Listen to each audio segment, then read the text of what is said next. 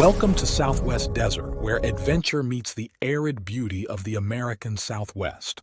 Join us as we explore the rugged landscapes, uncover hidden historical gems, and dive deep into the rich legends and culture of this iconic region. Subscribe now and hit the bell icon so you don't miss out on our latest desert adventures. Please leave a like or comment. This is very helpful. Let's journey together into the heart of the Southwest Desert.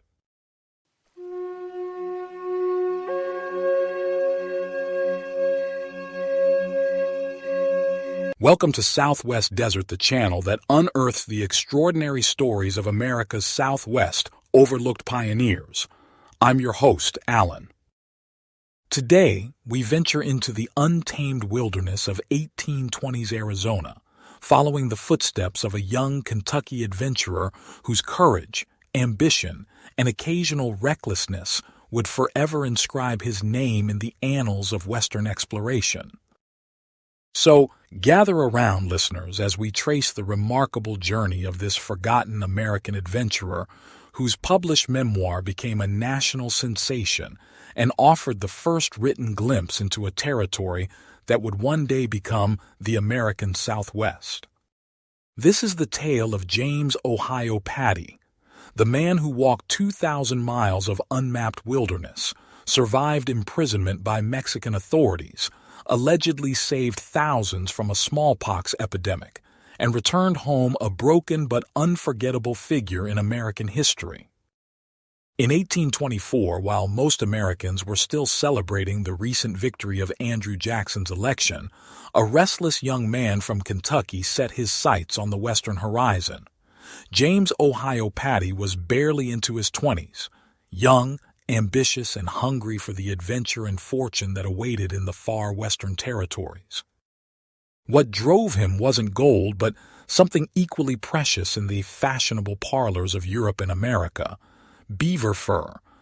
Some historians have aptly called it the beaver rush. Pattie wasn't venturing into this dangerous territory alone. His father, Sylvester Pattie, a former soldier in the War of 1812, joined him on this ambitious journey. Together, they left behind the comforts of civilization and headed first to St. Louis and then to Santa Fe, the jumping-off point for their Arizona adventures. Santa Fe, then a part of newly independent Mexico, was a bustling trade hub where American, Mexican, and indigenous cultures collided. It was here that the Patties joined Sylvester Pratt's trapping party, hoping to secure the necessary permissions to trap in Mexican territory. But their plans faced an immediate obstacle. The Mexican governor refused to grant them a trapping license. It seemed their journey might end before it even began. But as fate would have it, an opportunity for redemption soon presented itself. A Comanche raid on a nearby settlement had resulted in the capture of 2 women, one of whom was Jacova, the daughter of a former governor. When word reached Santa Fe, Pattie and his companions volunteered for the rescue mission. Their success not only saved the women, but earned them the gratitude of influential Mexican officials, and most importantly, the coveted trapping license they sought. By December 1824, Pattie's party reached the Gila River, and in January 1825, they became some of the first Americans to enter what we now know as Arizona. The landscape that greeted them was a wilderness paradise. The young trapper's excitement was palpable when he described setting his first traps along a tributary of the Gila River, likely the San Francisco River. The results must have seemed like a dream come true: 30 beavers in the very first catch, followed by another 250 pelts as they worked their way along the river. But this pristine wilderness held dangers as well as riches. One evening, while searching for shelter, Pattie entered what he thought was an empty cave, only to come face to face with a massive bear. The terrifying encounter ended with Pattie narrowly escaping with his life. And the natural threats paled in comparison to human ones. This was, after all, territory dominated by indigenous tribes fiercely resistant to white encroachment. During this first expedition, Pattie's party suffered a devastating blow when their horses were stolen, likely by Apache warriors. Without horses, the trappers were forced to abandon much of their hard-won fur harvest, though they eventually managed to recover enough to sell for $1,200 upon their return to Santa Fe, a substantial sum for the time, but far less than they had hoped for. By 1826, despite the hardships of his first journey, Pattie was eager to return to the beaver-rich streams of Arizona. This time, he joined a larger and more ambitious expedition led by the experienced French trapper Miguel Robidoux. Their plan was to push beyond the Gila River and reach the Colorado River, a journey deeper into unknown territory than any American expedition had previously attempted.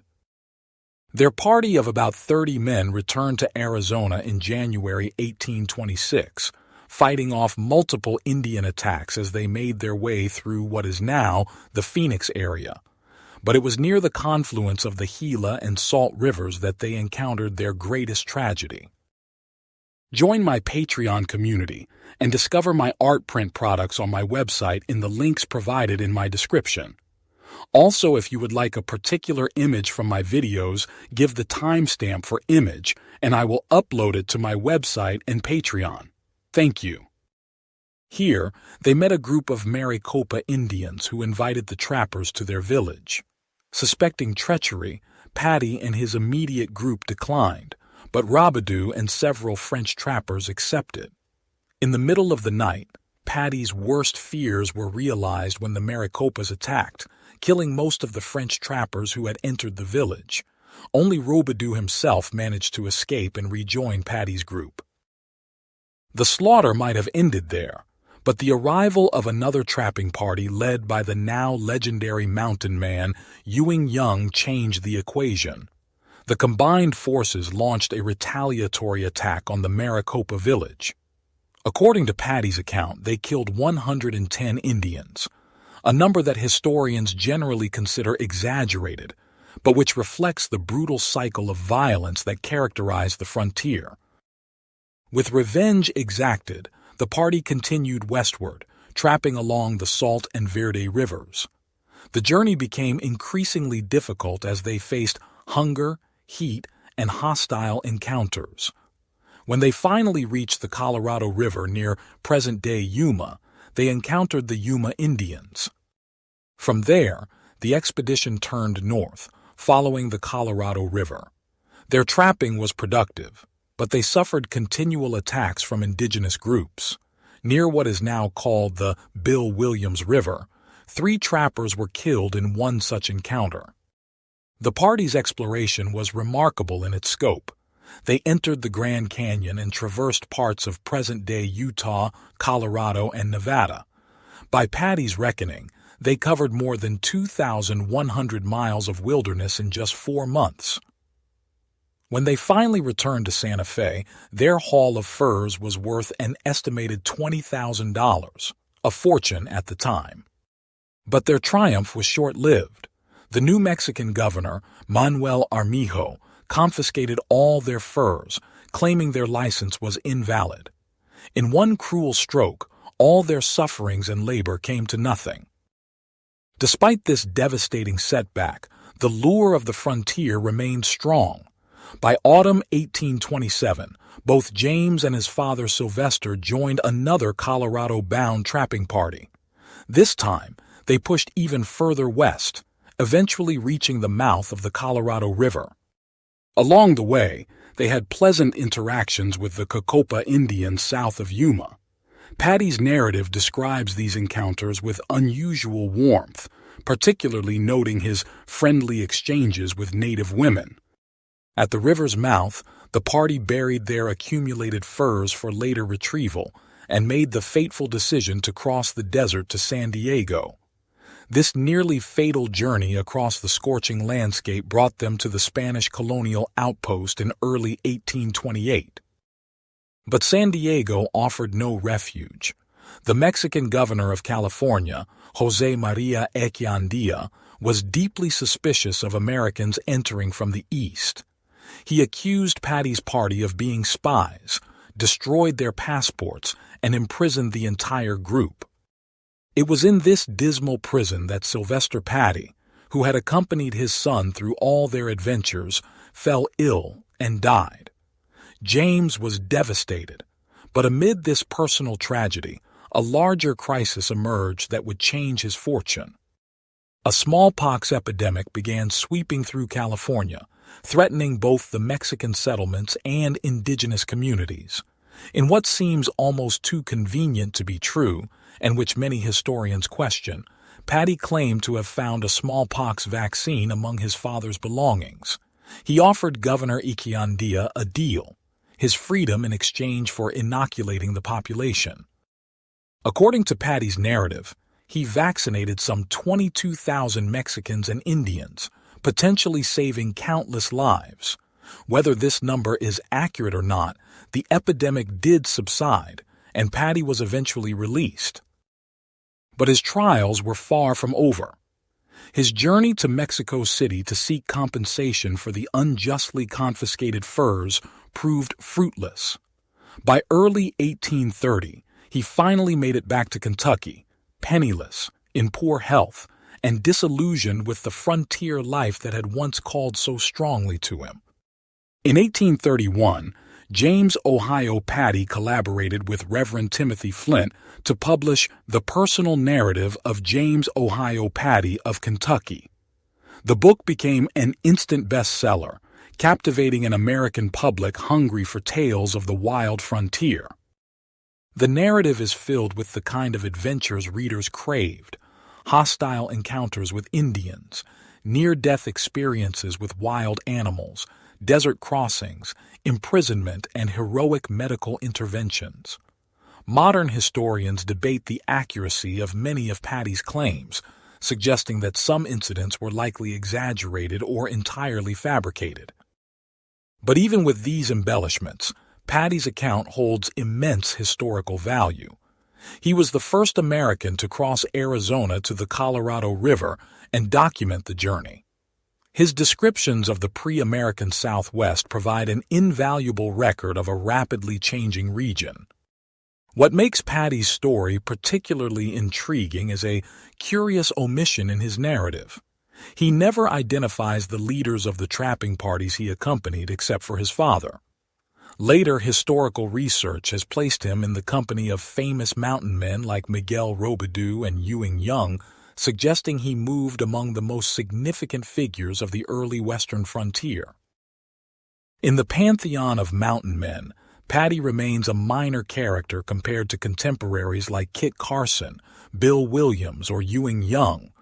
Many of these men accomplished more in terms of exploration and trapping success, but few left the detailed written record that Pattie did.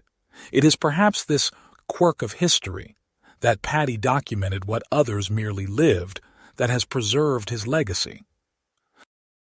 James Ohio Pattie died in obscurity, the date and circumstances of his death unknown. But the legacy of this sun-darkened young man in buckskins, with his fur hat, long rifle, and insatiable wanderlust, lives on in the pages of his narrative and in the history of the American Southwest. Thank you for joining your desert frontiersman Alan for another Southwest story. Check out my large catalog of Southwest videos and playlists on historical tales, legends, lost gold stories, and adult bedtime stories. If you like a certain image from my videos, tell me in comments and give timestamp. Happy trails.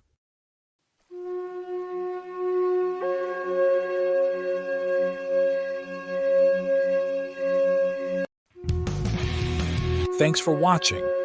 If you enjoyed this video, don't forget to like, comment, share, and subscribe for more great content.